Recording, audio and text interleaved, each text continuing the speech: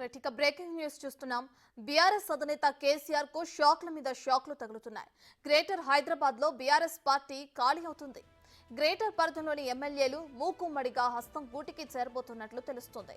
ఇప్పటికే రాజేంద్రనగర్ ఎమ్మెల్యే ప్రకాష్ గౌడ్ చేరికకు ముహూర్తం ఫిక్స్ అయింది.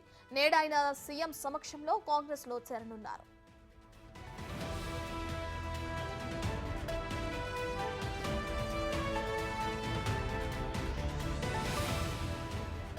ఇక రేపు Uppal MLA Bandaru Laxma Reddy, LB Nagar MLA Sudheer Reddy, Serilingampally MLA Arekapudi Gandhi, Kukatpally MLA Madhavaram Krishna Rao, Quthbullapur MLA Vivekananda Goud Congress కండువా కప్పుకోనున్నారు.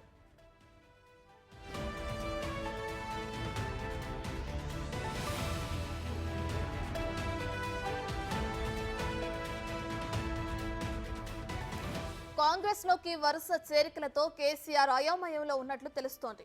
గ్రేటర్ పరిధిలోని ఎమ్మెల్యేలతో పలుమార్లు మాట్లాడిన కేసీఆర్ వారిని పార్టీ మారకుండా తీవ్రంగా ప్రయత్నించారు.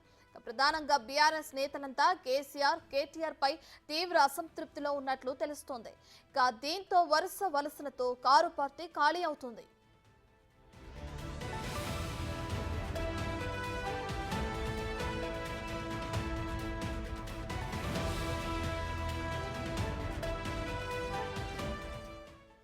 అసెంబ్లీ ఎన్నికల్లో 39 సీట్లను గెలుచుకున్న బీఆర్ఎస్ బలం మొన్నటి కంటోన్మెంట్ బై ఎలక్షన్ లో ఓడిపోయి 38కి తగ్గిపోయింది. ఇప్పటికే కాంగ్రెస్ లో 7 ఎమ్మెల్యేలు చేరారు. దాంతో 38 నుంచి 31కి బీఆర్ఎస్ బలం పడిపోయింది.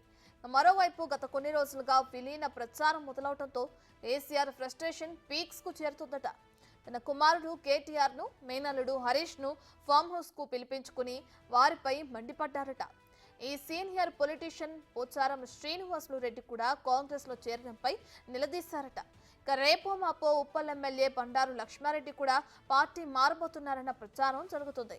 ఇక మొత్తానికి ఎమ్మెల్యేలు పార్టీ మార్పు వ్యవహారంతో కేసీఆర్ అండ్ కో తీవ్ర ఆందోళన చెందుతున్నారట.